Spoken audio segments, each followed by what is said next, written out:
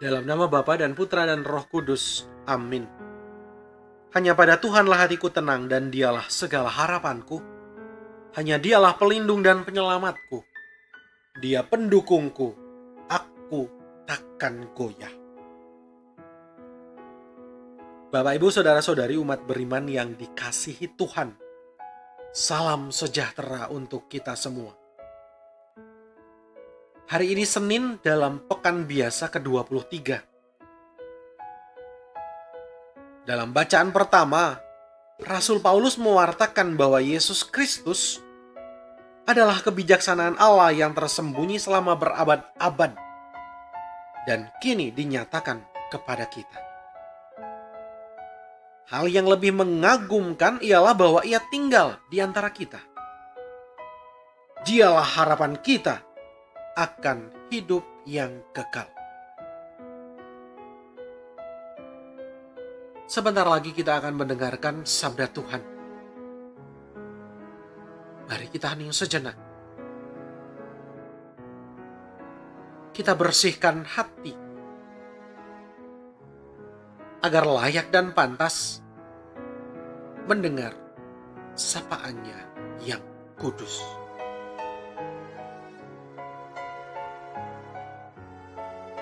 Haleluya, haleluya. Domba-dombaku mendengar suaraku, sabda Tuhan. Aku mengenal mereka dan mereka mengenal aku. Haleluya.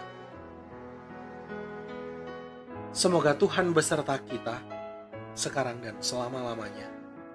Inilah Injil Yesus Kristus menurut Lukas. Dimuliakanlah Tuhan. Pada suatu hari Sabat, Yesus masuk ke rumah ibadat lalu mengajar. Di situ ada seorang yang mati tangan kanannya. Ahli-ahli Taurat dan orang-orang Farisi mengamati Yesus kalau ia menyembuhkan orang pada hari Sabat, agar mereka mendapat alasan untuk menyalahkan Dia. Tetapi Yesus mengetahui pikiran mereka. Ia berkata kepada orang yang mati tangan kanannya, "Bangunlah dan berdirilah di tengah." Maka bangunlah orang itu dan berdiri di tengah. Lalu Yesus berkata kepada mereka, "Aku bertanya kepada kalian, manakah yang diperbolehkan pada hari Sabat? Berbuat baik atau berbuat jahat? Menyelamatkan orang atau membinasakannya?" Sesudah itu, Ia memandang keliling kepada mereka semua, lalu berkata kepada orang sakit itu, "Ulurkanlah tanganmu." Orang itu mengulurkan tangannya dan sembuhlah ia. Maka meluaplah amarah ahli-ahli Taurat dan orang-orang Farisi. Lalu mereka berunding, apakah yang akan mereka lakukan terhadap Yesus. Demikianlah sabda Tuhan. Terpujilah Kristus. Keutamaan kebijaksanaan. Bapak, Ibu, Saudara-saudari umat beriman yang dikasihi Tuhan, kita sebagai umat Kristiani memiliki orang kudus yang terkenal dengan kecerdasannya, yaitu Santo Thomas Aquinas. Dia merangkum semua ajarannya dalam Summa Theologica. Salah satu yang menarik di dalam buku itu adalah penjelasan tentang keutamaan. Setiap orang Kristiani harus memiliki keutamaan. Keutamaan itu sendiri membuat setiap pribadi memiliki karakter unggul, yaitu menjadi pengikut Kristus yang sejati.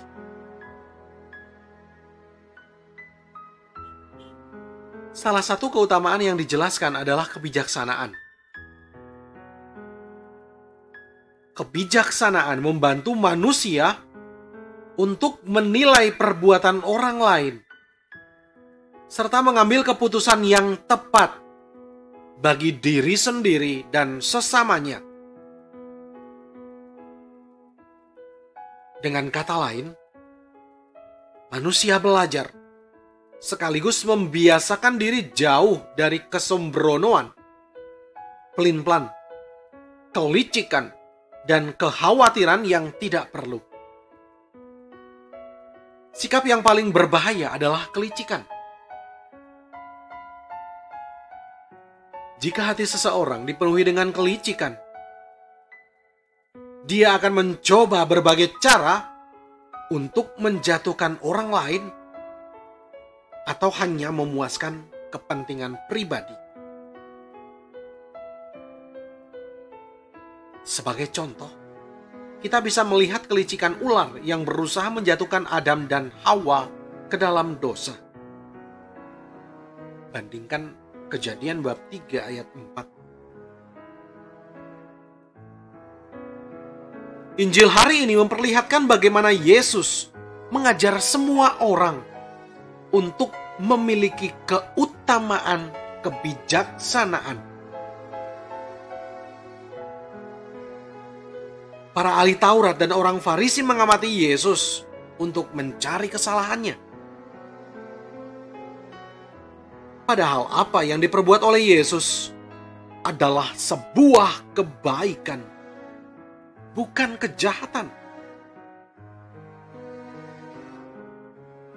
Oleh sebab itu, Yesus bertanya kepada mereka, manakah yang diperbolehkan pada hari Sabat?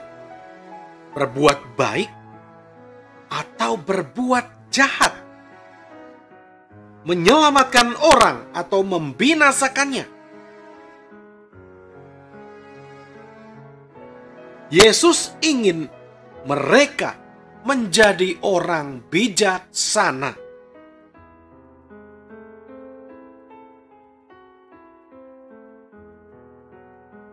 Umat beriman,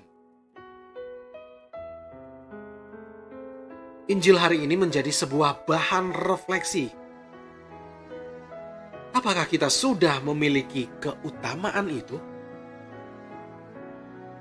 Apakah kita sudah melatihnya sehingga benar-benar melekat di dalam diri kita?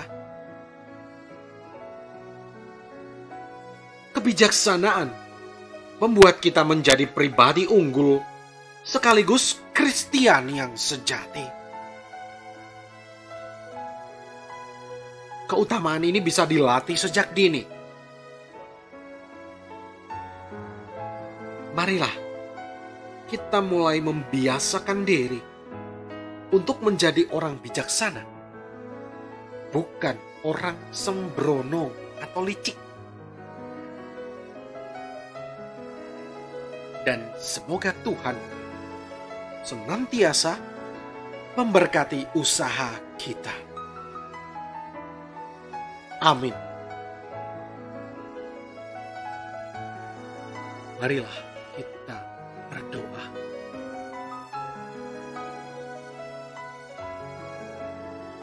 Tuhan Yesus,